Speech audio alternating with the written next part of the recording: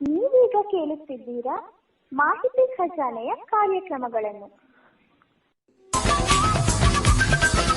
ಮಾಹಿತಿ ಖಜಾನೆ ಯೂಟ್ಯೂಬ್ ವಾಹಿನಿಗೆ ನನ್ನೆಲ್ಲ ಸಂಯುಕ್ತರಿಗೂ ಆತ್ಮೀಯವಾದ ಸ್ವಾಗತ. ಇಂದು ನಾವು ಮತ್ತೊಂದು ಉಪಯುಕ್ತ ಮಾಹಿತಿಯೊಂದಿಗೆ ಬಂದಿದ್ದೇವೆ.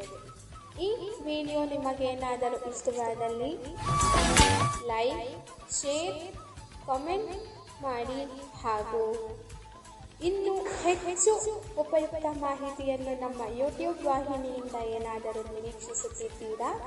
ನಿರೀಕ್ಷಿಸಿದಲ್ಲಿ ಬೆಲ್ ಐಕಾನ್ ಅನ್ನು ಕ್ಲಿಕ್ ಮಾಡುವುದರ ಮೂಲಕ ಸಬ್ಸ್ಕ್ರೈಬ್ ಆಗಿ.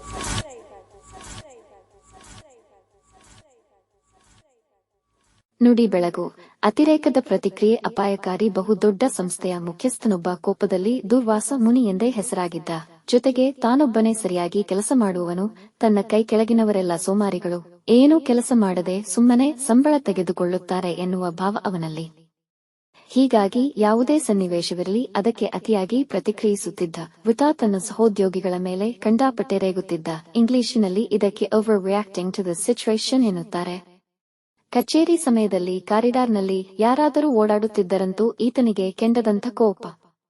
ಆಗಾಗ ಏಕಾಏಕಿ ತನ್ನ ಚೇಂಬರ್ನಿಂದ ಹೊರಗೆ ಬಂದು ಆ ರೀತಿಯ ವ್ಯಕ್ತಿಗಳು ಸಿಕ್ಕಿದರೆ ಅವರಿಗೆ ಶಿಕ್ಷೆ ಕೊಡುವುದು ಅವನ ಅಭ್ಯಾಸ. ಒಮ್ಮೆ ಹೀಗಾಯಿತು. ಈ ದುರ್ವಾಸ ಮುನಿ ತನ್ನ ಚೇಂಬರ್ನಿಂದ ಹೊರಗೆ ಬಂದ. ಅಲ್ಲಿ ನೋಡಿದರೆ ಒಬ್ಬ ವ್ಯಕ್ತಿ ಕಾರಿಡಾರ್ನಲ್ಲಿ ನಡೆದು ಬರುತ್ತಿದ್ದಾನೆ. ಇವನಿಗೆ ಇನ್ನಿಲ್ಲದ ಕೋಪ ಬಂದಿತು. ತಕ್ಷಣ ಅವನನ್ನು ಹತ್ತಿರಕ್ಕೆ ಕರೆದು, ನಾನು ಹೇಳಿರಲಿಲ್ಲವೇ ಕಚೇರಿಯ ಸಮಯದಲ್ಲಿ ಸುಮ್ಮನೆ ಹೊರಗೆ ಅಡ್ಡಾಡಬಾರದೆಂದು? ಸೋಂಬೇರಿ, ಹೇಳು, ನಿನ್ನ ಸಂಬಳವೆಷ್ಟು ಎಂದು ಗುಡುಗಿದ. ಆ ವ್ಯಕ್ತಿ 10 ರೂಪೀಸ್ 000 ಸಾರ್ ಎಂದ. ಆಗ ನಮ್ಮ ದುರ್ವಾಸ, ನಿನ್ನನ್ನು ಈ ಕ್ಷಣದಿಂದಲೇ ಕೆಲಸದಿಂದ ತೆಗೆದು ಹಾಕುತ್ತಿದ್ದೇನೆ. ನಮ್ಮ ಕಂಪನಿಯ ನಿಯಮದಂತೆ ನಿನಗೆ 3 ತಿಂಗಳ ಸಂಬಳ ಕೊಡ್ತಾ ಇದ್ದೀನಿ. ತಗೋ ಈ 30 ರೂಪೀಸ್ 000. ತಕ್ಷಣ ಇಲ್ಲಿಂದ ಹೊರಡು ಎಂದು ಆದೇಶಿಸಿದ. 30 ರೂಪೀಸ್ 000 ರೂಪಾಯಿಗಳನ್ನು ಅವನ ಕೈಲಿಟ್ಟ. ಆ ವ್ಯಕ್ತಿ ಮುಗುಳ್ನಗುತ್ತಲೇ ಅದನ್ನು ಸ್ವೀಕರಿಸಿ ಅಲ್ಲಿಂದ ಹೊರಟ. ತಕ್ಷಣ ನಮ್ಮ ದುರ್ವಾಸ ತನ್ನ ಸೆಕ್ರೆಟರಿಯ ಬಳಿ ಈ ವ್ಯಕ್ತಿ ಯಾವ ವಿಭಾಗದಲ್ಲಿ ಕೆಲಸ ಮಾಡುತ್ತಿದ್ದ ಎಂದು ಪ್ರಶ್ನಿಸಿದ.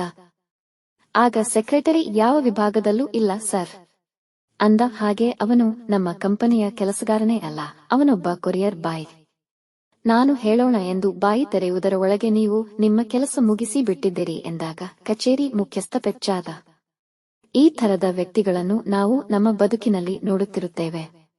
ಸಂದರ್ಭ ಏನೆಂದು ಅರ್ಥ ಮಾಡಿಕೊಳ್ಳದೆ ತಾಳ್ಮೆ ಕಳೆದುಕೊಂಡು ಅತಿರೇಕದಿಂದ ವರ್ತಿಸಿದರೆ ಇಂತಹ ಸನ್ನಿವೇಶ ಕಟ್ಟಿಟ್ಟ ಬುತ್ತಿ.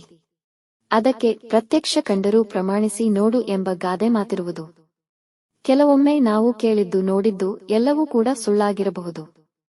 ನಿಧಾನಿಸಿ ಯೋಚಿಸಿದಾಗ ಮಾತ್ರ ನಿಜವೇನೆಂದು ಅರ್ಥವಾಗುತ್ತದೆ. ಹಾಗಾಗಿ ಯಾವುದೇ ಸನ್ನಿವೇಶಕ್ಕೆ ಅತಿರೇಕದ ಪ್ರತಿಕ್ರಿಯೆ ಎಂದಿಗೂ ಒಳ್ಳೆಯದಲ್ಲ.